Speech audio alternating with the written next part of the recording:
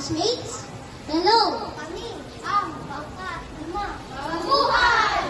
Handa na ba kayo? Handa na kami! Handa na kami! Handa na kami! Bangka 5! Ang mga tauhan ko ay si Natalie bilang narrator, Sandrea bilang Nanay Sonia, Joaquin bilang Tatay Pedro, sina Lance, Jassy at Janil bilang Nico, at ako bilang Robot. Sabay-sabay natin tunghayan ang storya ng Batang Tamad.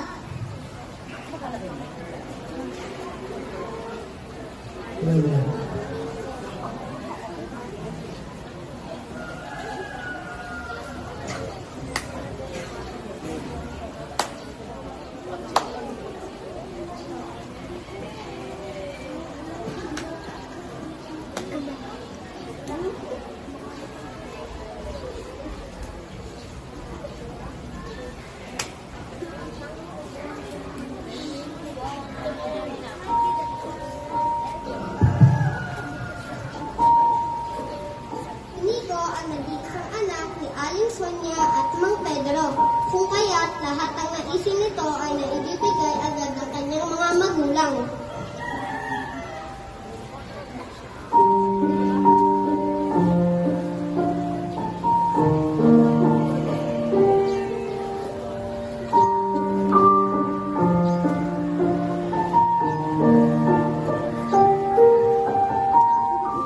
Tatay, gusto ko po ng laruang robot. Maaari niyo po ba ako mabili?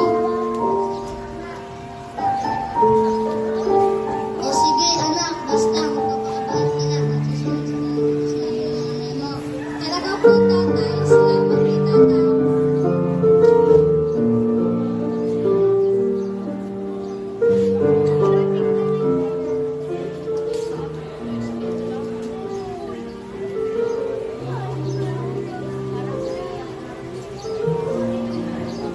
Tuwa si Nico dahil agad ibinili ng kanyang magulang ang paborito niyang laruan.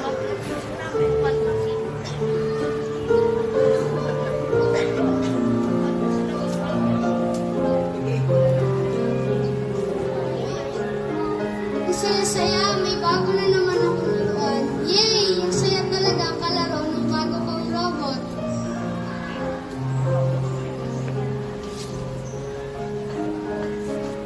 Kinabukasan, habang naglalaro si Nico ng paborito niyang robot, ay inutusan siya ng kanyang magulang.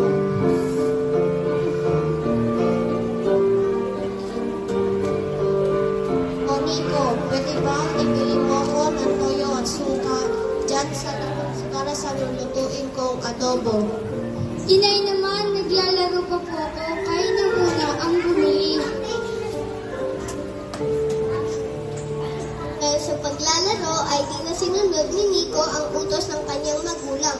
Maya-maya pa ay inutusan si Nico ng kanyang nanay. Muli hindi na naman sinunod ni Nico ang utos ng kanyang nanay at nagpatuloy sa paglalaro.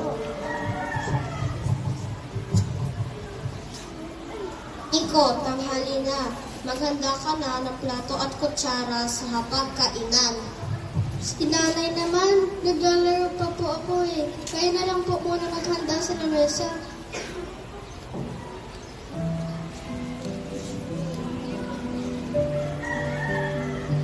Oras na ng hapunan at sabay-sabay sila kumain nila Nico kasama.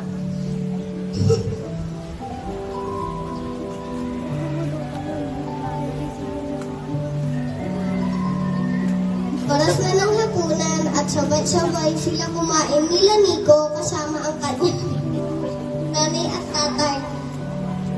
Pagkatapos nilang kumain ay nakiusap si Nanay Sonia sa kanyang anak na si Nico. O anak, ikaw mag-ayos at maghugas ng mga kinain. Naku, naalala ko, meron pa nga pala akong dapat gawin, inay. Pwede po ba kayo na lang maghugas ng mga kinain? O sige, ako na lang ang mag-aayos dito.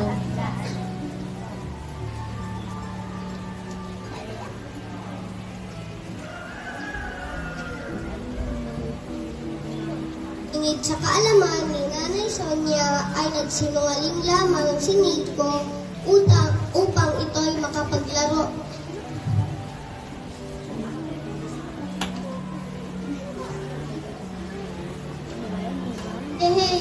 Nakatakas ako sa mga hugasin. Nakakatamad kaya gumawa ng gawain ng bahay. Mas masaya maglaro.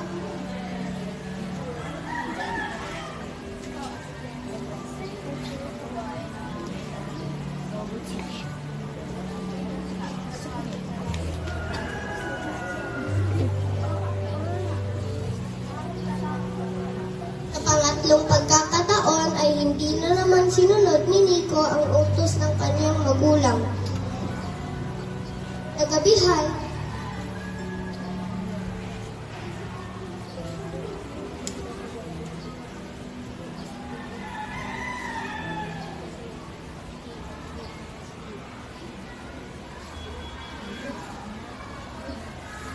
Nagabihan, habang natutulog si Nico, ay napanaginipan niya ang kanyang robot. Ayaw ko na makipaglaro sa'yo, Nico. Hahanap na ako ng ibang kalaro. Ha? Bakit naman? Mas masaya kung lagi tayong magkalaro. Napansin ko kasing dahil sa akin ay di ka na sumusunod sa utos ng iyong Nanay Sonia mo. Alam mo bang dapat ay lagi kang sumusunod sa utos ng iyong mga magulang? At hindi rin magandang magsinungaling para makaiwas sa gawaing bahay, Nico. Masama yun. Pero naisip ko kasi na masaya kung lagi tayong magkalaro. Kaya ako tuwing kalaro kita, Nico. Pero dapat ay tumusunod ka rin sa utos ng mga magulang mo. Mahalaga sundin natin ang ating mga magulang dahil sa ganitong paraan ay natutulungan at napapasayahin natin sila. Ayaw mo bang mapasaya ang iyong mga magulang mo, Nico? Siyempre, gusto kong mapasaya ang Nanay Sonia ko. Kung ganon, alam mo lang dapat mong gawin, Nico. Dapat ay maging masunuring bata ka na. O sige, simula ngayon ay magiging masunuring bata na ako.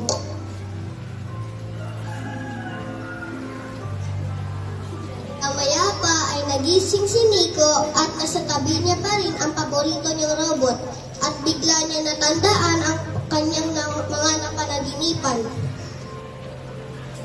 Oh, grabe, kakaiba yung panaginip ko. Tama ang robot ko. Dapat ay lagi akong sumunod sa aking mga magulang. Simula ngayon ay magiging masunuring bata na ako.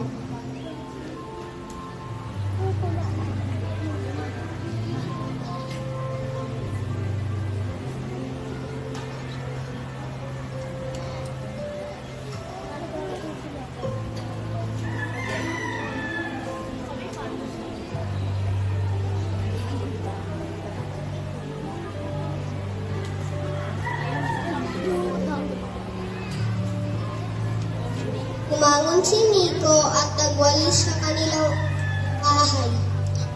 Agad na rin siyang sumusunod sa mga utos ng kanyang